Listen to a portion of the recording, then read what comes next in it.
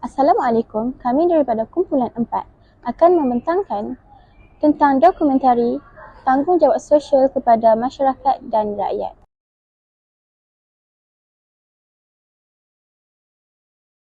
Tanggungjawab sosial merujuk kepada kewajipan individu atau organisasi untuk berkontribusi kepada kesejahteraan masyarakat atau lingkungan sekitarnya.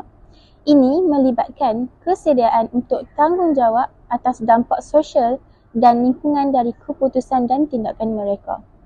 Selain itu, tanggungjawab sosial dapat merangkumi berbagai aspek. Contohnya, komuniti dapat menyumbang kepada kepentingan masyarakat sekeliling seperti melalui program kedermawaan, pendidikan atau kemerkasaan komuniti. Yang kedua, pekerja juga dapat menyediakan keadaan yang adil, selamat dan menyokong pekerja. Ketiga, ialah alam sekitar. Masyarakat dapat memupuk sikap bertanggungjawab terhadap kesan alam sekitar.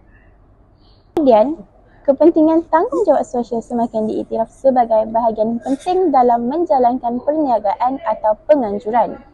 Ia bukan hanya tentang mencari keuntungan keuangan, tetapi juga tentang membuat sumbangan yang positif dan mampan kepada dunia ini. Jadi, sebagai sebuah negara yang membangun, masyarakat harus memandang serius etika dan ketamadunan demi menjaga keharmonian orang lain dalam menegakkan budaya mulia dan memberi inspirasi kepada rakyat untuk mencapai tahap yang lebih tinggi. Kesedaran terhadap prinsip moral dan etika serta kewajipan sosial terhadap negara maju perlulah dititikberatkan sebagai faktor utama yang perlu dititikberatkan. Dan tiada kumpulan yang terlepas daripada situasi ini. Dan semua orang terlibat dalam memainkan peranan. Penekanan yang diberikan kepada pemahaman dan pengalaman prinsip moral oleh setiap rakyat negara kita, khususnya di Malaysia, perlulah diseimbangkan. Sekian, terima kasih. Slide. Tanggungjawab sosial sebagai rakyat atau ahli masyarakat adalah untuk menjadi ejen moral. Maksud ejen moral ialah peranan dan tanggungjawab diri sebagai anggota masyarakat yang menghayati kepentingan hidup bersama bagi mengekalkan keharmonian dalam masyarakat maupun rakyat. Ini memastikan setiap tindakan yang dilakukan adalah mengikut etika yang baik tanpa perlu adanya pengawasan oleh agensi penguatkuasaan luaran dan tekanan masyarakat sekeliling. Nilai-nilai yang boleh dipupuk ialah sikap bertanggungjawab dan amanah. Contohnya, Ustaz Abid Liu yang merupakan penceramah bebas telah menghulurkan bantuan 10 tan keperluan asas kepada rakyat Sabah. Selain itu, Ustaz Abid Liu juga menyumbang bantuan dalam bentuk makanan kepada petugas di hospital. Sekian dari saya. Terdapat beberapa cara untuk memupuk tanggungjawab sosial, antaranya ialah pendidikan, pengembangan seni dan budaya dan akhir sekali ialah bantuan sosial. Dari segi pendidikan, kita dapat memberikan bantuan kepada sekolah-sekolah setempat dan memberikan beasiswa, buku ataupun peralatan pendidikan kepada pelajar-pelajar yang kurang berkemampuan untuk membeli. Seterusnya, dari segi pengembangan seni dan budaya pula, dapat mendukung seniman lokal mengadakan acara seni dan budaya atau mendukung pendidikan seni di sekolah-sekolah supaya dapat menarik perhatian pelajar untuk sentiasa menghadiri ke sekolah dengan lebih semangat.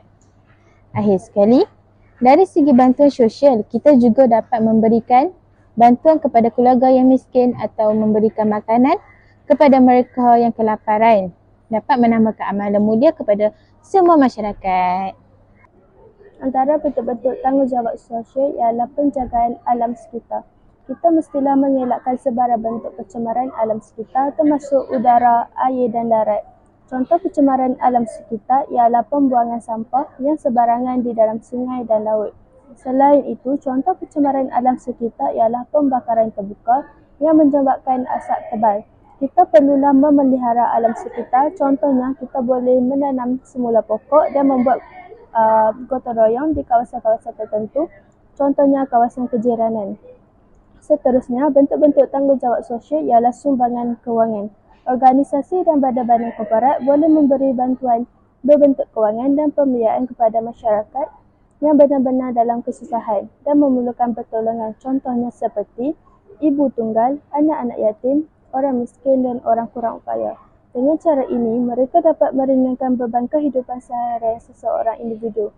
Selain itu, khidmat kesihatan. Kementerian kesihatan boleh menganjurkan program pendidikan mengenai kesihatan, contohnya kempen demam darah, pencegahan AIDS dan menganjurkan program pemeriksaan kesihatan secara percuma untuk menolong masyarakat yang tidak mampu. Akhir sekali, ialah menyediakan infrastruktur. Kerajaan perlu membina kemudahan awam untuk kegunaan masyarakat supaya memudahkan masyarakat dan dapat memberi imej yang baik kepada negara kita. Contohnya, kerajaan boleh menyediakan infrastruktur seperti taman rekreasi, pusat ibadah, tandas, pondok rehat, dewan dan sebagainya. Sekian, terima kasih. Nama saya Muhammad Nurul Amin daripada AB 1.1. Saya akan menerangkan mengenai kepentingan tanggungjawab sosial dalam masyarakat dan rakyat Malaysia. Kepentingan ini terdiri daripada peningkatan kesejahteraan masyarakat, iaitu melalui tanggungjawab sosial, perusahaan dan individu dapat memberikan kontribusi positif kepada masyarakat Malaysia dan menyediakan layanan pendidikan kesihatan dan bantuan sosial. Hal ini membantu meningkatkan kesejahteraan masyarakat secara menyeluruh. Kepentingan yang kedua ialah pembangunan ekonomi, iaitu dapat mendukung pelatihan, keterampilan dan memperdayakan komuniti lokal, serta dapat memberi tanggungjawab sosial yang lebih menyeluruh kepada mereka dari segi membantu menciptakan lapangan pekerjaan dan mendukung pertumbuhan ekonomi. Ini juga dapat mengurangi tingkat pengangguran dan meningkatkan pendapatan masyarakat.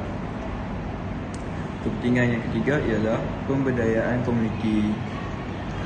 Tanggungjawab sosial memberdayakan komuniti dengan memberikan mereka akses ke sumber daya dan peluang yang membangun komuniti yang lebih ramai dan juga berdaya saing antara mereka. Kepentingan yang seterusnya adalah pemeliharaan lingkungan dengan fokus pada keberlanjutan dan perlindungan lingkungan. Tanggungjawab sosial dapat membantu menjaga keindahan alam Malaysia. Ini amatlah penting untuk menjaga ekosistem dan sumber daya alam yang sangat penting bagi masyarakat dan juga ekonomi negara. Dengan itu, kita dapat mempraktikkan tanggungjawab sosial masyarakat dan rakyat Malaysia, serta dapat bersama-sama menciptakan lingkungan yang lebih berkeadilan, berkelanjutan dan sejahtera. Apa yang boleh disimpulkan dokumentari sebentar tadi ialah masyarakat atau rakyat di Malaysia ini sudah menjadikan tanggungjawab sosial ini sebagai satu sifat dan tabiat yang sering dilakukan oleh masyarakat atau rakyat, seperti menghulurkan bantuan kepada yang lebih memerlukan bagi meringankan bebanan mereka. Selain itu, ia juga dapat menanamkan sifat bekerjasama dan mengukuhkan lagi ikatan silaturahim sesama kita, dan dapat memberi kesedaran kepada setiap individu dengan membuat kempen kesedaran agar kita dapat membantu menaikkan lagi semangat bekerjasama antara satu sama lain, tidak kira bangsa maupun agama. Oleh itu, tanggungjawab sosial antara rakyat atau masyarakat amat penting bagi membentuk komuniti yang aman dan sejahtera. Itu sahaja dari saya. Saya ada sedikit kata-kata penutup yang ingin diungkapkan. Kerana dimulai, maka juga akan diakhiri. Jika diakhiri tanpa memulai, itu bukan presentasi, tapi masalah hati. Itu sahaja daripada kami sekumpulan. Sekian, terima kasih.